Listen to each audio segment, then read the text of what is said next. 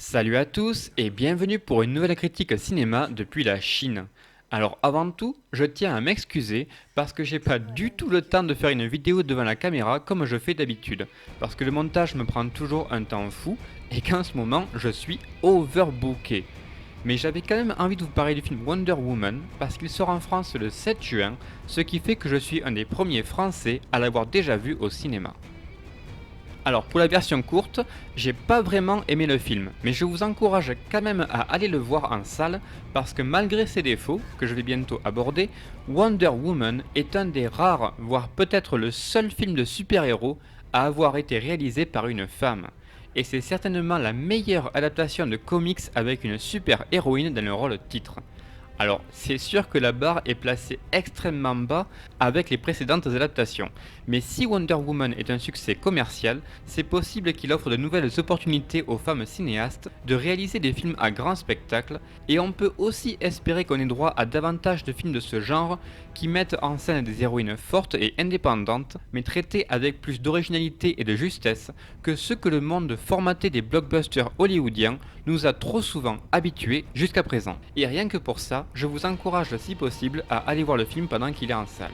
Et puis, on va pas se mentir, après la débandade qui a suivi la sortie de Batman vs Superman et Suicide Squad, DC a sérieusement besoin d'un petit coup de pouce pour se remettre en selle.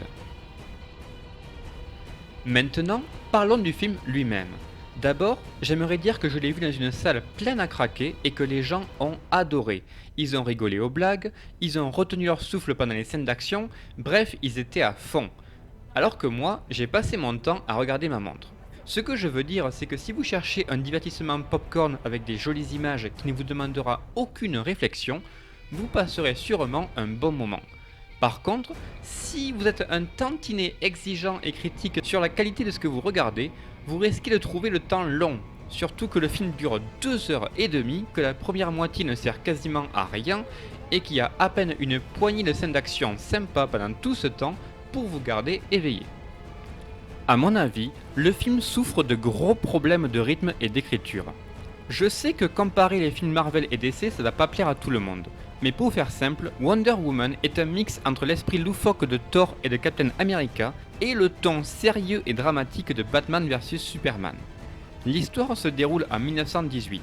On a Diana, une espèce de déesse à la force herculéenne, qui débarque dans notre monde après avoir fait la rencontre d'un espion britannique dont elle va bien sûr tomber amoureuse. Dans le monde d'où elle vient, la légende raconte que Arès, le dieu de la guerre, a corrompu les hommes et les pousse à faire le mal, et que le seul moyen de restaurer l'équilibre dans la galaxie, c'est de le buter. Ça tombe bien, vu que dans notre monde à nous, en 1918, la première guerre mondiale fait rage. Diana imagine donc que si elle trouve Arès, qui se planque apparemment parmi les officiers allemands si on en croit le scénario, et qu'elle lui fait la peau, le monde connaîtra enfin une paix méritée. Elle part donc au front avec son nouveau compagnon et une poignée de volontaires pour faire face à la machine de guerre allemande et accomplir son destin. Sur le papier, on imagine Wonder Woman comme une aventure épique et grandiose qui combinerait la mythologie grecque, l'univers des comics et le récit historique. Et toujours sur le papier, ça sonne vachement bien. Mais en vrai, j'ai dit que le film durait 2h30, mais c'est pas pour autant qu'il les mérite. Dans les grandes lignes, l'histoire tient sur un bout de serviette et le reste, c'est purement du remplissage. Je veux dire, quand les Allemands s'apprêtent à répandre du gaz toxique sur toute l'Europe, la première chose à faire bien sûr, c'est du shopping, pour trouver une robe et une paire de lunettes qui conviendraient à madame. C'est le coup classique du poisson hors de l'eau des comédies romantiques pour midinette, avec une série de situations embarrassantes qui vous met la tête comme une pastèque.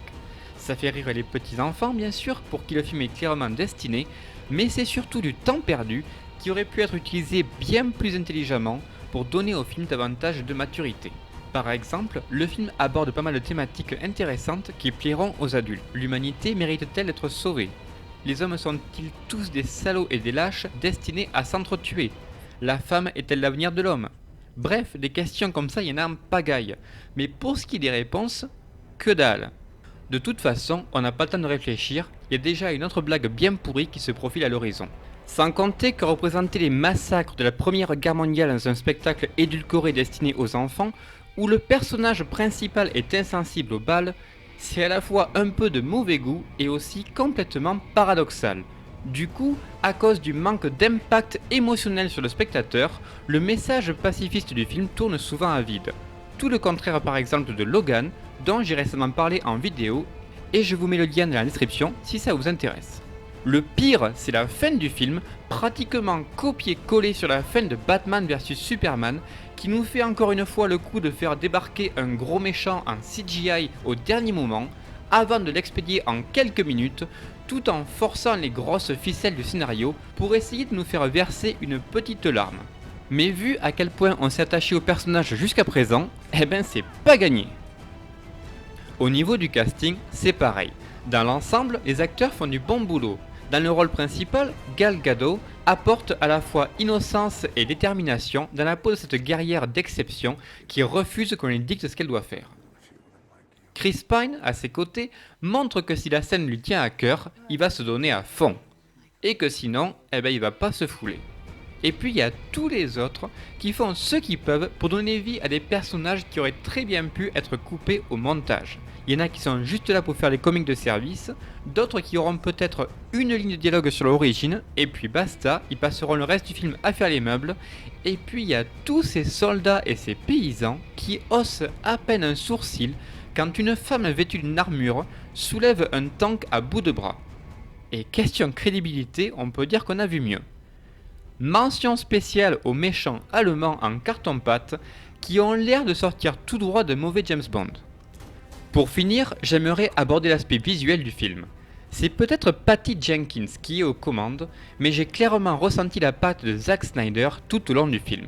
C'est lui et sa femme qui sont en charge de la production et il a clairement eu son mot à dire pendant le tournage.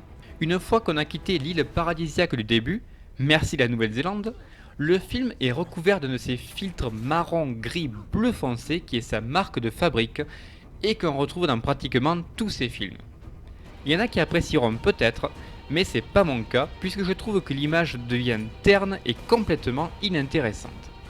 J'aimerais aussi ajouter que les scènes d'action sont plus rares qu'on le pense et pas forcément maîtrisées à cause d'un usage excessif de la shaky cam qui empêche de voir clairement ce qui se passe et des ralentis à n'en plus finir. Même s'il faut reconnaître que certains de ces ralentis sont dignes des meilleurs combats de 300. Toujours de Zack Snyder, je rappelle. Et ça c'est définitivement un point positif si on aime le style.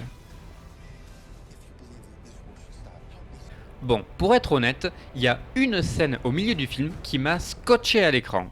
C'est le moment où Wonder Woman débarque sur le front allié pour aller attaquer les Allemands.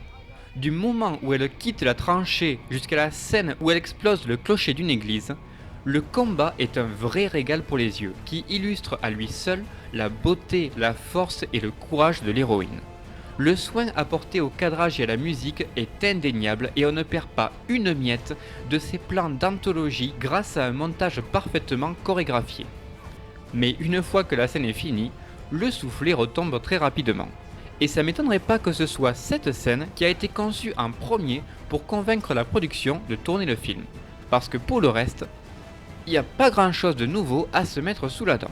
Voilà donc mon avis sur Wonder Woman, un divertissement convenu, au rythme poussif, au dialogue ronflant, aux blagues destinées aux gamins et au scénario bourré d'incohérences, mais qui a le mérite d'être l'un des seuls films de super-héros avec une femme dans le rôle titre à ne pas sombrer dans la débilité profonde. Et il faut avouer que les rares bonnes idées du film donnent sérieusement envie de découvrir le comic original. Et rien que pour ça, il mérite le coup d'œil. Dans un univers complètement différent mais avec un scénario très similaire, je vous conseille plutôt le 5e élément de Luc Besson. Et si vous cherchez un film pour les plus jeunes qui dépeint les horreurs de la Première Guerre mondiale sans traumatiser vos enfants, mais sans les prendre pour des idiots non plus, proposez-leur de regarder Cheval de guerre de Steven Spielberg. C'est tout pour cette fois, laissez-moi votre avis sur le film dans les commentaires une fois que vous l'aurez vu, je suis curieux de savoir ce que vous en avez pensé. Abonnez-vous pour me soutenir, moi je vous dis à la prochaine, ciao tout le monde.